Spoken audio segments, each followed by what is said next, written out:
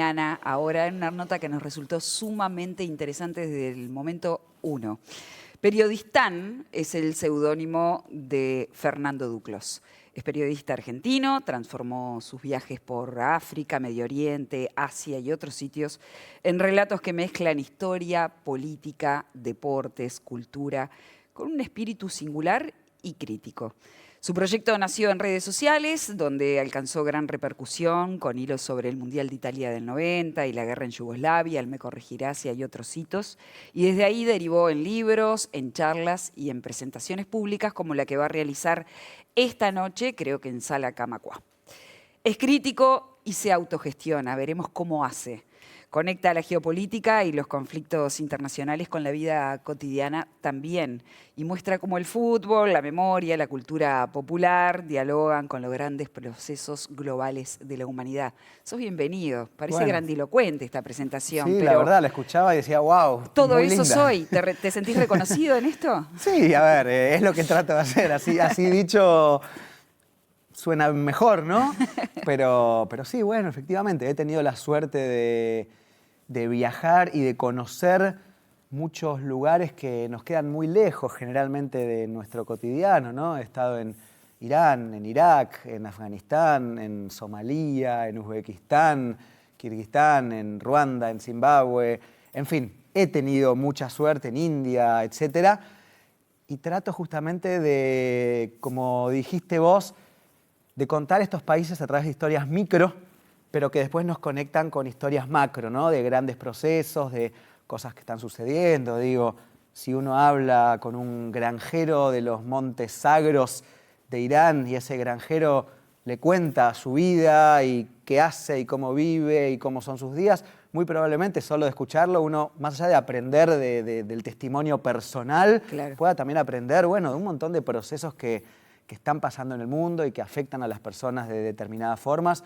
Así que bueno, sí, efectivamente, lo que hago es, gracias a esta suerte y este privilegio que he tenido de conocer todos estos lugares, trato de mostrarlos cómo son, y más estas regiones que nos quedan tan lejanas y de las cuales solemos a veces hacer ciertas caricaturas o tenemos preconceptos, prejuicios. Y bueno, uno va allá, habla con la gente y cambia, ¿no?, la forma que tenemos de ver estos lugares, y trato justamente de enseñar un poquito y de mostrar, de que no quede solo para mí esta suerte que he tenido, sino de tratar de divulgar un poco estos lugares que son además tan ricos y con tantos miles de años de historia, ¿no? Claro, me imagino que terminan interconectando con nuestras vidas personales, si Sin se quiere, lugar de a alguna duda, manera, sin lugar a ¿no? duda. Antes de abrir la mesa a preguntas bien interesantes, yo tengo una personal, te lo hacía el Sapo recién y te decía, ¿a quién tenés ahí en esa remera? Dijiste esto, Tomás Sankara, un revolucionario comunista, teórico panafricanista de Burkina Faso. El hombre gobernó entre el 83 y el 87, ¿no? Sí. E hizo cosas bastante disruptivas. Sí, ¿Por qué lo tenés acá en el corazón o en el A ver, estómago o en el esófago? Lo tengo porque me gusta mucho su figura, pero yendo a lo pragmático Sí.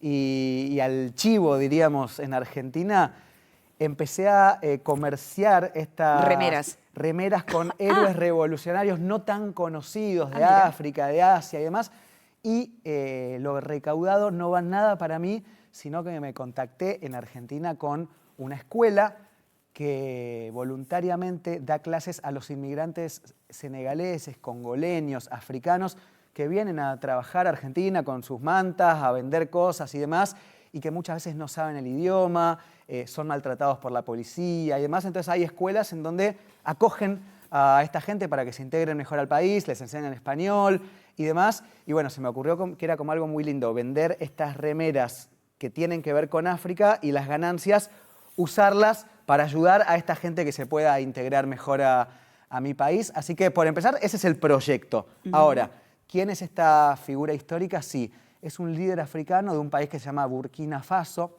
que antes de él se llamaba Alto Volta, por el río Volta, y él le cambió el nombre al país cuando llegó a un nombre en idioma local, porque Alto Volta era el nombre de la colonia francesa. Burkina Faso significa en idioma mosi tierra de personas íntegras, y esta persona, Tomás Sankara, que gobernó hasta que lo mataron. Que decís. Exactamente, la verdad que es un nombre muy Qué lindo lindo para un país. sí. Bueno, asumió en 1983, era militar, subió por un golpe, como solía ser en esos momentos en África, pero un militar que cambió absolutamente toda la estructura del país, desde iniciar campañas gigantes de vacunación para que todo el mundo pudiera vacunarse, a nombrar un montón de mujeres en cargos oficiales, lo que en África en los años 80 era una cosa, hasta te diría que en nuestros países era una cosa de vanguardia total. Reemplazó todos los vehículos de lujo del gobierno por bicicletas, llegaba a la casa de gobierno en bicicleta, hizo desinstalar hasta los aires acondicionados. Decía, si el pueblo no tiene derecho al aire acondicionado, entonces nosotros en la casa de gobierno tampoco vamos a tener. Reforestó. Reforestó, vacunó, construyó hospitales, rutas y además tenía una visión muy, muy interesante respecto a cómo Europa, que era siempre el padre caritativo que veía a África como los pobres negritos que no pueden desarrollarse, respecto a la idea que Occidente tenía que tener de su patria, cuando a él le daban comida, caridad y demás, decía, no me den comida porque así nunca nos vamos a desarrollar. Somos como el ganso que engordan para finalmente comer. Denme maquinaria, denme grúas, denme tractores, así es como se desarrolla un país. Entonces, bueno, hay como una suerte de corriente que está empezando a reivindicar otra vez estas figuras históricas. Lo mataron en un asesinato que se cree que Francia tuvo muchísimo que ver. Y bueno, como que otra vez para recuperar su nombre, estas personas que hicieron mucho por sus países y que generalmente no los conocemos, y encima con un proyecto solidario, bueno, es que traigo la remera. Traje 10 además para vender en Uruguay, ya que estamos. Si alguien me quiere escribir, traje de todos los talles, para hombre, para mujer. Así que soy como tengo muchas facetas a la vez. Esta es mi faceta de comerciante. Está bien. Hay muchísimo para conocer de tu experiencia, pero quiero ir a otra puntual, que es que estuviste en Somalia, que hasta hace unos años las noticias que nos llegaban de Somalia era que era uno de los países más peligrosos de África y que no solamente no se recomendaba a la gente visitarlo, sino que pedían que no fueran porque corrían riesgo. Y vos estuviste ahí. ¿Cuál fue tu experiencia? Estuve en muchos lugares no recomendados o de riesgo, por ejemplo Somalia, Irak, Afganistán. Lo de Somalia, bueno, lo cuento mucho en el teatro de hoy. Realmente hay una parte muy, muy importante de este país porque en verdad estuve en el año 2013 en un lugar que se llama Somalilandia, que es como una región separatista de Somalia. Por esto que vos contabas de Somalia o Somalia, bueno, se le dice de diferentes formas, es lo que se suele considerar un estado fallido. ¿A qué voy con esto? En el año 2010, en nuestros años incluso, el gobierno de Somalia controlaba casi que, yo te diría, desde la casa de gobierno ubicada en la capital Mogadiscio hasta 10 cuadras a la redonda, y después empezaba la anarquía, pero la anarquía en el mal sentido. Diferentes señores de la guerra, warlords, milicias, paramilitares, no sabías de dónde venían las balas, digámoslo así. Pero había partes del país en donde esto no sucedía, eran partes más ordenadas por diferentes motivos históricos. Por ejemplo, Somalilandia, que es una de estas partes más ordenadas, que no eran tan caóticas, había un solo clan. Los clanes son muy importantes en esta región y como eran un solo clan, bueno, se podían organizar mejor. Y yo estuve en Somalilandia, que es muy loco porque era un país, o es un país con su propia bandera, su propio ejército, su propia moneda, sus propias instituciones, que se separó de facto de Somalia, pero no diplomáticamente, no de iuris, digamos. No hay ningún país en el mundo que reconozca a Somalilandia como un país independiente. Y sin embargo, de facto funcionan como un país independiente. Entonces, bueno, fue súper interesante la experiencia porque más allá de estar en un lugar rarísimo, tengo unas anécdotas muy divertidas, por ejemplo, de cuando fui a hacer mi visa de turista al consulado somalilandés, cosas rarísimas, las cuento de hecho en el teatro. Bueno, no solo la extrañeza de estar en un lugar del mundo tan raro como Somalilandia o Somalia, sino encima sumarle el hecho de estar en un país, pero que no es un país, pero que funciona como tal. Bueno, toda una cosa medio rara. Y bueno, lo que siempre me queda de estos lugares, gente muy sufrida, muy pobre, y gente que al menos en mi caso, si puede comer un plato de arroz por día, cuando te ve te da medio. O sea, ¿viste esta suerte de verdad de Sí. perogrullo que se dice de que quien da más es quien menos tiene? Bueno, yo lo he visto muchísimas veces en estos lugares. Estuve 10 días en Afganistán, país también destruido. No me dejaron ni sacar la billetera. O sea, no me dejaban gastar ni un peso. Y gente que no te creas que tenía mucho y me daba. Estuve en el Sáhara Occidental, en el medio del desierto del Sáhara, campos de refugiados, gente para la cual el agua es un bien tan preciado como para nosotros puede ser el oro, que usan cada gotita de agua hasta la saciedad porque no hay. Gente que tal vez no vio árboles en su vida y cuando yo estaba allá por poco me obligaban a que me bañara, que tomara una ducha. Ellos se bañan con olla, lavándose las partes porque no hay agua.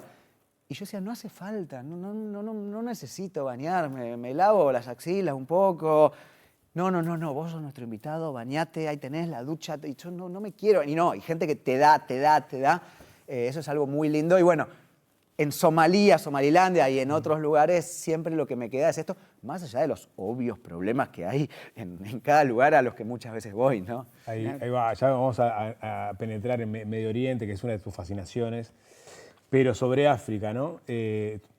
Etiopía o Ruanda, ubicás obviamente a Kapuscinski, a Ryszard Kapuscinski, su libro Ébano. Sí, uno de mis ejemplos. Sus ejemplos. Pero él viajó, digamos, en esos países en la década del 90, muchas. Antes incluso. Ya, antes incluso en el caso del Imperio, en la década del 80.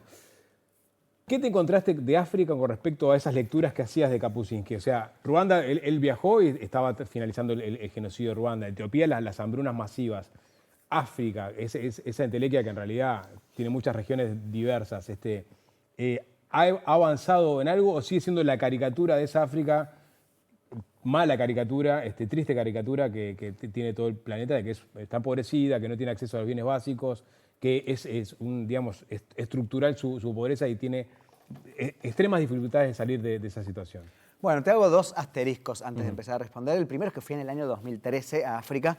Si bien sigo hablando mucho y en el espectáculo hablo mucho de África, pasaron ya 12 años, las cosas en el mundo cambian muy Pasó rápido. China así que por África. Pasó China. Te voy a dar mi visión de lo que vi en Sí, aquel sí. momento, que no tiene por qué ser la visión actual hoy. Y lo segundo, es como vos bien dijiste, pero lo vuelvo a subrayar, África es un continente de 54 países, no es lo mismo hablar de Burundi que de Marruecos, de Nigeria que de Sudáfrica. Es como que, ¿y cómo está Sudamérica? Bueno, qué sé yo, Haití no es lo mismo que Uruguay, ¿no? El África subsahariana. Exacto. A ver, yo me esperaba un continente mucho más pobre del que vi. Me esperaba un continente mucho más tribal, en esta imagen medio caricaturizada que tenemos de África, de que llegás y vas a ver gente desnuda y bailando alrededor de una olla. Eso no existe más. Son ciudades como las nuestras, excepto en algún lugar muy particular, por ejemplo Burundi, uno de los países más pobres del mundo. No vi hambre, pero tampoco vi mucho desarrollo. Es decir, si vos vivís en un pueblito en Uganda, difícil que pases hambre en el sentido de muchas veces los números de África se hacen con nuestra cabeza, en la cual vos sacás un promedio de cantidad de comida que la gente tiene que comer por día o por mes, lo dividís por lo que ese país produce y después por el número de personas que hay y decís, che, de 5 comen 2. Y después cuando vos llegás allá te das cuenta que el sentido clánico de comunidad, de tribu, como quieras llamarlo, es tanto más fuerte que el nuestro. Digo, cuando vos vivís en un lugar difícil no te queda otra que unirte a los que están a tu lado. Entonces te das cuenta que si somos 10 y hay uno que logra comprar comida, ese va a comprar para los 10, ¿se entiende? Entonces ahí empiezas a ver cómo muchas veces es difícil explicar el mundo desde nuestras concepciones, desde nuestros números, lo que no quiere decir que hay que romantizar el pobrismo o la pobreza. Mejor sería que los 10 tuviesen para comprarse comida, eso no hay ninguna duda. Pero bueno, primero eso, no me encontré con ese niño asolado por el buitre de panza gorda de la guerra del Sudán, desnutrido. No me encontré con eso. De nuevo, lo que no quiere decir que sí exista, pero después cosas mucho más, bueno, ahí estamos viendo imágenes de Ruanda, mirá, mucho más estructurales en el sentido, sí, si vos sos una de esas mujeres que estábamos viendo el video y que vive en Ruanda y que no está pasando hambre porque tiene su granja, tiene sus tubérculos, y tiene su repollo, y tiene sus chivos, y tal vez alguna vaca. Sí, no vas a pasar hambre. Ahora, tal vez nunca en tu vida fuiste al cine, o no sabes lo que es salir 10 kilómetros más allá de tu pueblo. O los servicios de salud, por ejemplo. Si te enfermas estás en problemas. Claro. Bueno, ese tipo de desarrollo que también es súper importante, obviamente. Eso es más difícil, y más en el interior, como pasa en Latinoamérica también, ¿no? En África tal vez lo ves un poco más. Pero bueno, sí, me encontré con un continente que sin duda todavía está atrás en lo que podemos llamar el desarrollo, pero no me encontré, excepto en lugares puntuales, con esta cosa de, no, mirá, tipo niños muriéndose de hambre y otros cazando a los leones. O sea, esa es una imagen también que nos llega hasta acá, muy simplista, muy caricaturizada, que se pierde un montón de matices, un montón de diferentes cuestiones que pasan. De nuevo, esta es mi visión del año 2013. Supongo que hoy, en cierto modo, avanzó bastante, pero que también todavía hay mucho por hacer, sin esconder los problemas. Digo, Sudán es un país que hoy le está pasando terriblemente mal. Hay otros países como Chad, la República Centroafricana, incluso el Congo, que parecen condenados a la pobreza por siempre, sin olvidar el papel que tuvo Europa en este subdesarrollo. La otra cara de la moneda del desarrollo europeo es el subdesarrollo africano. Son dos procesos imposibles de separar. No es que mirá qué lindo este y mirá qué feo el otro. No, están entrelazados y no hay forma de sacarlos uno del otro. Pero bueno, sí, son temas, viste, re complejos para hablar un rato largo y súper interesantes para ver personalmente, ¿no? Y para sacar conclusiones. ¿Cómo haces para, por un lado, desde el punto de vista ético o personal, por un lado, visitar estos lugares y no estigmatizarlos, y por el otro lado, no romantizarlos, ¿no? ¿Cómo haces para encontrar ese equilibrio? Bueno, es ponerme en abogado del diablo de mí mismo constantemente y forzarme incluso a pensar cosas que no pienso para tratar de entenderlas mínimamente, por qué suceden así. Y después, obviamente, a mí no me gusta todo lo que veo. Te voy a poner un ejemplo muy básico y lindo, sin entrar en temas así mucho más complejos. Yo soy argentino, tengo 39 años. A mí no me gusta, jamás lo hice ni me gustaría que suceda, que mi mamá me elija a mi novia, como sí sucede en India con los matrimonios arreglados. A mí eso no me gusta, no lo quiero para mi vida, no lo elijo, no me parece. Ahora, si yo me quedo en eso, en lo que a mí no me gusta, en lo que yo creo que tiene que ser un matrimonio, etc., y voy a India y veo que son muy comunes los matrimonios arreglados. No te estoy hablando con menores de edad, que ya entramos en otro terreno. No, matrimonios arreglados, os digo. Y yo me quedo simplemente en que a mí me parece mal y que a mí no me gusta, que lo mío es mejor, etc., me voy a perder un montón de cosas de cómo funciona esa sociedad, porque simplemente me voy a quedar en mi pedestal, en mi eslogan, en mi esto me parece mal y ya. Que yo no quiera que mi mamá me elija a mi novia, subyace o se asienta en un concepto que es que, para mí, el matrimonio es la unión entre dos personas. Si me hubieras preguntado hace 30 años, te hubiera dicho la unión entre hombre y mujer. Hoy el mundo cambió, pero no deja de ser que el matrimonio es la unión entre dos personas, para mí. Por eso no me gusta que otras personas se metan en mi decisión. Ahora, en India, un país de 1.500 millones de habitantes, que hay que organizar de otras formas a las cuales nosotros no podemos ni pensar, el matrimonio es la unión entre dos familias. Digo, no hay algo malo per se en lo que yo te estoy diciendo. Simplemente son formas diferentes de organizar la sociedad. Cuando vos pensás que en India el matrimonio es la unión entre dos familias, instantáneamente el hecho de que tu familia te ayude en la elección de alguien que va a pasar el resto de sus días con tu familia, y eso se ve también en cómo es la arquitectura y otras cuestiones, bueno, cobra más sentido, encuentra más razón de ser. ¿Esto quiere decir que yo voy a volver a Argentina y decir, elegime por favor a la mujer con la que tengo que compartir? No, me va a seguir gustando lo mío, crecí acá, es mi cultura, etc. Pero habiendo solamente fíjate que solamente cambiado una palabrita en el concepto, ya de repente lo que pasa allá lo puedo entender de otra forma. Y a partir de ahí investigar y profundizar y embarrarme, porque muchas veces cuando vos profundizás en los complejos, en los temas, eso te obliga a complejizar y te obliga a entrar en lugares... Entras en contradicciones propias. Entras en contradicciones propias, pero digo, mínimamente entenderlo. Entender, no es que un día en Afganistán un señor muy malo se levantó y dijo, a ver, ¿cómo voy a poder hacer sufrir a las mujeres? Bueno, que se cubran todas y que no puedan ir al médico. Eso no pasó así. Digo, a mí me resulta horrible eso, pero no es que simplemente un hombre se levantó y dijo, quiero que suceda esto, a ver, ¿cómo puedo hacer lo más malo que pueda? Esto viene de 5.000 años de historia, de regiones, de muchas cosas muy complejas, de etcétera, etcétera, etcétera, que finalmente, en formas de ver el mundo, que finalmente devienen en esto, que después vos dirás, me parece mal, me parece bien, e incluso si te parece mal, hay derecho de cambiarlo desde afuera, no hay derecho, bueno, un montón de debates recontra... ¿Cuál es el límite del relativismo cultural, por ¿Cuál ejemplo? es el límite del relativismo cultural? Exacto. Y en tu caso, ¿cuál es el límite? Pero mínimamente, para vos llegar a esa pregunta, tenés que tratar de entender por qué sucede. Porque si no es muy fácil. Qué mal que sucede esto. Llego con mi cartelito, Claro. qué triste, qué feo, listo, me vuelvo a mi sofá tranquilo. Digo, si vos, de nuevo, no sé si está bien querer cambiar las cosas de afuera, no lo sé.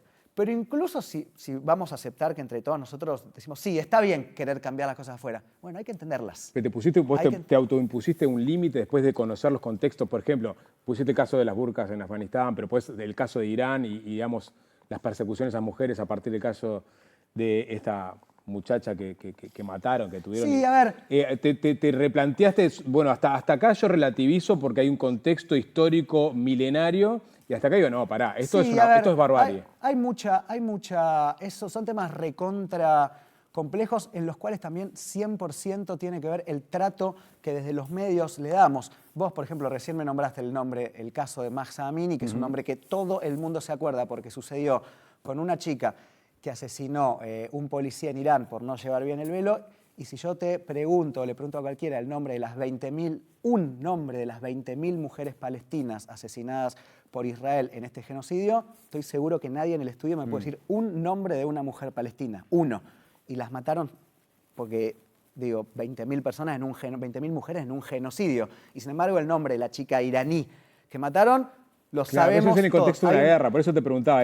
Bueno, de un genocidio, diría yo, ¿no? Pero en el sentido de que es una fuerza... digamos, externa, sí. que ataca a otro. Digo sobre tu mirada de... Pongo el velo de Irán, como puedo poner la burka o puedo poner las ablaciones. Esas cosas que desde nuestra mirada y capaz que desde nuestra falta de contexto decimos, esta es la barbarie. A ver, el tema, ¿sabes cuál es? Que siempre desde el pedestal occidental Y se pone el foco en el Islam, sobre todo, ¿no? Primero que se pone el foco en el Islam 100%, y segundo, que se ve directamente una cuestión que tiene que ver mucho con el desconocimiento y el miedo que tenemos de estos lugares, que todo se traslada a un plano cultural. Vos me decís, el policía que mató a la chica por no usar velo es la barbarie. A mí me parece que es un asesinato, que es horrible, que hay que condenar al tipo como fue condenado, digo, pero no por eso, digo, el Islam es esto, son 2.000 millones de personas. Pasa un asesinato en Irán y automáticamente, digo, Irán es la sociedad civil más avanzada de Medio Oriente, en donde las mujeres ocupan un papel más prominente. Y sí, suceden estas cosas que son horribles, no hay ninguna duda, pero vos vas a Teherán y ya ninguna mujer usa velo. Digo, uno de repente empieza a perder los matices y dice, ¿por qué un policía mató a esta chica iraní, que todos recordamos el nombre, dicho sea de paso, y no recordamos ningún nombre de una mujer palestina? No tenemos ningún problema en que Occidente haga tratos con Arabia Saudita, que es 100 veces peor que Irán. Las mujeres no podían manejar hasta hace unos pocos años, pero bueno, es amigo nuestro, es Arabia Saudita, no hay problema. Manda el ¿Dónde comercio. juegan Barcelona, Atlético de Madrid? En Riyadh, listo. ¿Dónde se juega el Mundial? En Qatar. Todo bien, no hay problema. Imagínate el Mundial en Teherán. Estaríamos con la gigantografía de Mahsa Amini por todos lados. Entonces, eso es inocultable que existe un trato. Después, obviamente, existen cosas horribles y excesos como suceden en todos los países del mundo, y excesos que incluso algunos son hasta, te diría, tolerados por ley, lo cual está muy mal. Digo, yo no me voy a vendar los ojos respecto a muchas cosas que pasan. Ahora decir, el Islam es la barbarie por esto, yo te puedo mostrar el índice de femicidios de Argentina, que están en su momento más terrible, y nadie dice, che, este país cristiano la verdad que tremendo cómo los católicos matan. Digo, son cuestiones que tienen que ver con el país. De nuevo, el Islam es un bloque de 2.000 millones de personas. Irán es una cosa, Afganistán es otra, Argentina es otra, Turquía es otra, Indonesia es otra y Mauritania son cosas completamente diferentes. Y Suecia, en donde el 25% de la población son musulmanes. ¿Yo creo que todos los judíos son como Netanyahu? No, no lo creo. Y sin embargo, hay un Estado que se reivindica como un Estado de una región particular que cometió un genocidio. ¿Eso me hace a mí estar en contra de una religión? Por supuesto que no, de ninguna forma, si no sería antisemita. Pero lo que digo es, este Estado no puede hacer esto, así como este tampoco puede hacer otro, así como no pueden matar a mujeres pero no creo que por eso, y tuve la suerte de estar, la sociedad iraní permite, el Islam permite. No, digo, son cosas que suceden. Fíjate que estamos hablando de un caso que pasó hace 4 o 5 años. No es tampoco que sucede todos los días, como es la caricatura que muchas veces se intenta imponer desde Occidente, en la cual vos llegás a Medio Oriente y te tenés que preparar para llegar a un lugar en sepia, con polvo, en donde hay un calendario de lapidaciones y apedreos, y vas a ver cuándo cuelgan al próximo homosexual. No es así. No Ese es el remate del espectáculo de Sala Camacuá. Bueno, igual, a ver, en el espectáculo trato, y la gente va al teatro a divertirse, la verdad es esa. Entonces, si bien es verdad que el mundo muchas veces es muy complejo y muy difícil y muy duro y muy triste, no vamos a hablar de temas tristes, digo, vamos a divertirnos y reírnos y a partir de vivencias personales y videos y música y demás, tratar de un poquito entender cómo funciona el mundo. ¿A qué hora esta noche? 8:30. 8:30. Entradas en Red Tickets. Sala Camacuá, es una sala que los uruguayos queremos mucho. Sí, y yo, bueno, a partir de la historia que me enteré, yo también la empecé a querer. Es una sala que queremos mucho. Sos bienvenido. Bueno, gracias muchas gracias por aportar, sobre todo, una mirada crítica. Bueno, muchas gracias. Es un valor escaso, lo sabés. Bueno, gracias. Nos vamos